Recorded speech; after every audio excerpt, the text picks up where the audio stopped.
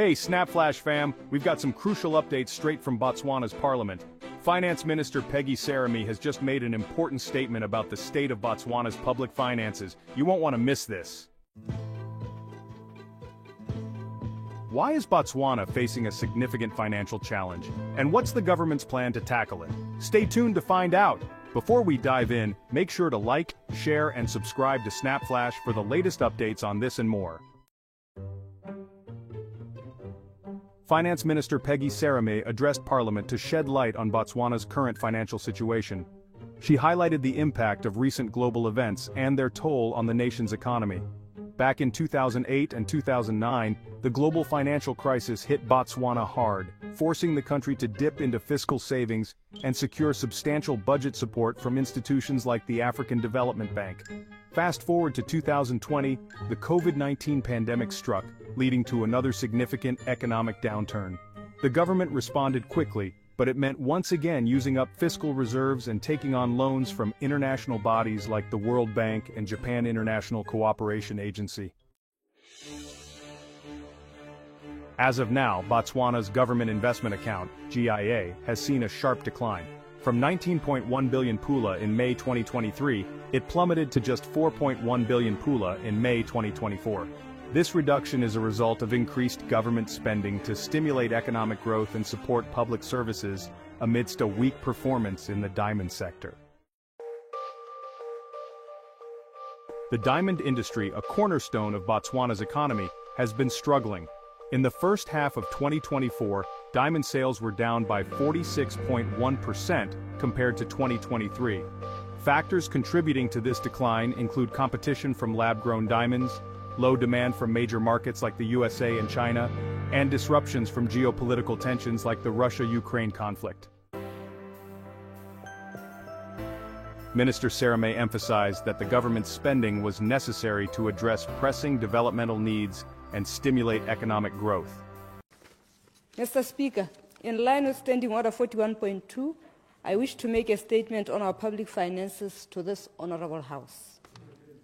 Mr. Speaker, to provide some context in respect of the current government financial situation, I will start with a background for Honourable Members' appreciation. It is my hope that this will address misinformation and/or misleading statements that are circulating in the public domain. Mr. Speaker, during the global and financial crisis of 2008-2009, the country's economy was hard hit to the extent that we had to dip into our fiscal savings, as well as to obtain substantial budget support financing from, amongst others, the African Development Bank of $1.5 billion, or equivalent to 20.31 billion pula at the time, to help finance the government program. Mr. Speaker, we may also recall that the devastating effect that the outbreak and spread of COVID-19 had on the lives of Botswana and the economy in general. We may also recall the devastating effect that the outbreak and spread of COVID-19 had on the lives of Botswana and the economy in general. During the time, Mr. Speaker, government responded expeditiously to contain the scourge, save lives, as well as stabilize and stimulate growth of the economy among the numerous interventions that were undertaken. As this was an extraordinary occurrence, government had to again dig deep into our accumulated fiscal savings, which were supplemented by a number of budget support loans from the World Bank, the ADB, OPEC Fund, and the Japan International Cooperation Agency, or JICA, to finance the government program. This was in augmentation of our revenues and other domestic financing options in the form of issuance of government securities. Mr. Speaker, against the backdrop of all this, the Government Investment Account, or GIA, has been on a downward trajectory, falling from 30.5 billion in 2008 to 21.8 billion in 2009, and further to 13.6 billion in 2010. That was during the global financial crisis. Due to the impact of COVID-19, the GIA declined from 23.9 billion in 2018 to 2.8 billion in December 2020. It, however, recovered. Lucas also says. It, however, recovered in 2021, increasing from 5.6 billion in December 2021 to 12.1 billion in December 2023, owing to the combined impact of the recovery in the diamond market and resumption of economic activity globally as most economies opened up.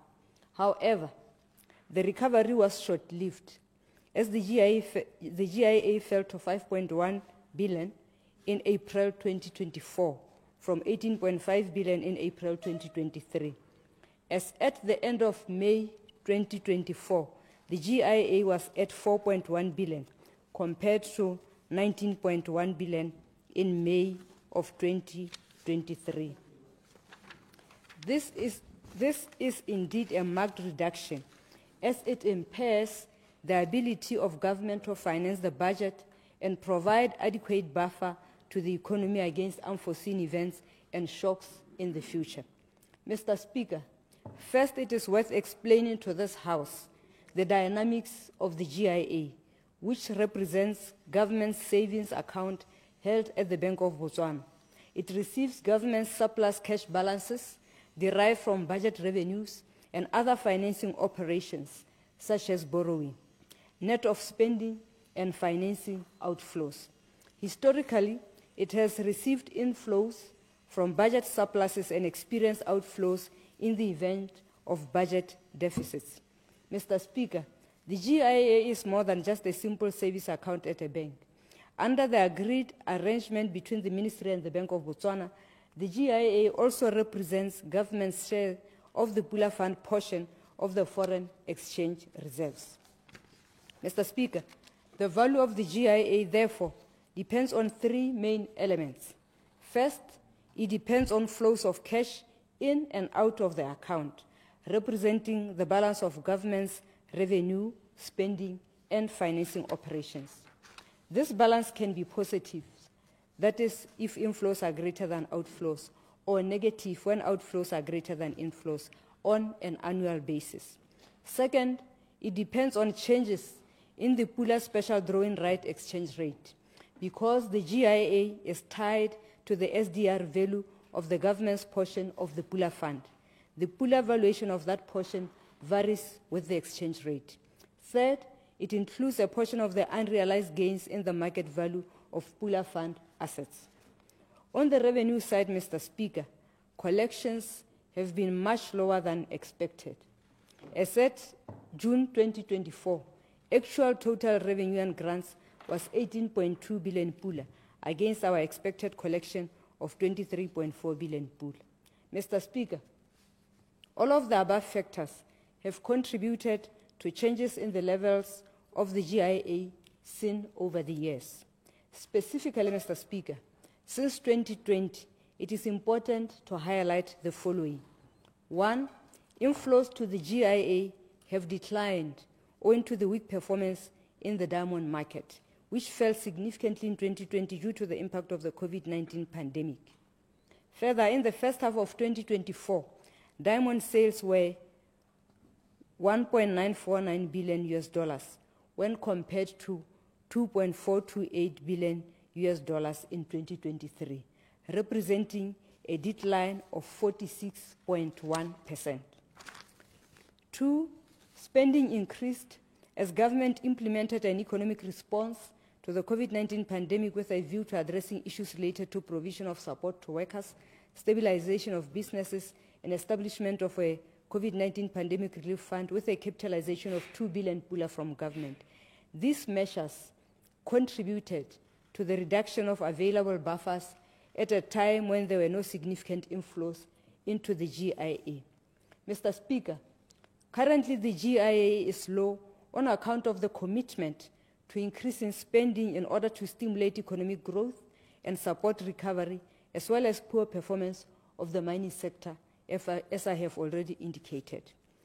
Government spending substantially increased due to, among others, payment of personal emoluments of 5.75 billion Pula, that is my DID salary for 2 months, expenditure on Botswana Public Officers Pension Fund of 1.5 billion pula for pension augmentation, a tariff subsidy to Botswana Power Corporation of 1.5 billion pula, payment for acquisition of land from Tati Limited Company of 939.3 million pula, and I must indicate, Mr. Speaker, that this was a final installment and payment because we wanted to save on the interest rate. 623.1 million pula for water projects, Chama funds, an amount of 200 million pula already paid out to or transferred to the relevant institution. Air Botswana, 123.5 million pula for purchase of additional fleet, and subvention to state-owned enterprises and revenue support grant to local authorities, amongst others. This has had a knock-on effect on the budget with implications on the GIA.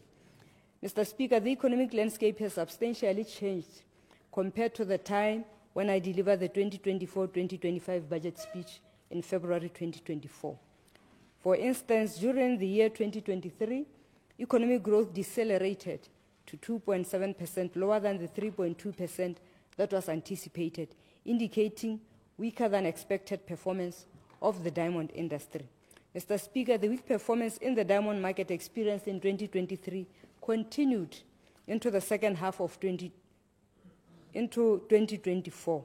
This weak performance is driven by various factors, including competition from lab-grown diamonds, low demand from key markets, that is the USA and China, rising production costs, disruption of supply chains due to the Russia-Ukraine conflict, evolving consumer preferences, and uncertainties emanating from measures imposed by G7 countries to enforce sanctions on Russian diamonds. Mr. Speaker, the subdued economic activity is expected to have implications on the budget, particularly mineral revenue.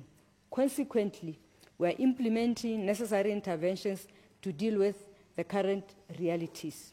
Notwithstanding, the domestic economy is anticipated to rebound in 2025, in line with global economic recovery, particularly in the major markets for diamonds, supported by a strong rebound in diamond market and growth in non-mining sector. Mr. Speaker, the Ministry of Finance, therefore, and government wishes to allay any fear that government spending is reckless. The reduction in GIA has been due to the financing of the imbalance between low revenues and high expenditure commitments, much of which have been aimed at addressing the country's pressing development needs and stimulating economic growth. Notwithstanding this, Mr. Speaker, government remains fully committed to its fiscal consolidation program, as well as rebuilding the relatively low fiscal buffers to sustainable levels. In conclusion, Mr. Speaker, I wish to assure this Honourable House that government is committed to improving the efficiency in revenue collection, as well as other fiscal measures to reverse the current fiscal situation. Once again, I would like to assure the public and all stakeholders that our economy, like others, is experiencing a slowdown and consequently a decline in our revenues, but there's no need for any alarm or panic. Despite the current challenges, there is optimism that Botswana's economy will rebound in 2025, supported by a recovery in the diamond market and growth in non-mining sectors. The minister's statement aims to allay fears and assure the public that the government is committed to fiscal consolidation and sustainable economic practices. With continued efforts, Botswana is poised to navigate these financial challenges and emerge stronger. What do you think about Botswana's economic situation and the government's response? Share your thoughts in the comments below. If you found this update insightful, be sure to subscribe and hit the notification bell for more in-depth coverage of Botswana's economic landscape. Thanks for watching. Stay tuned to Snap Flash for the latest news and analysis on the biggest stories from around the world. Until next time, keep questioning and stay informed.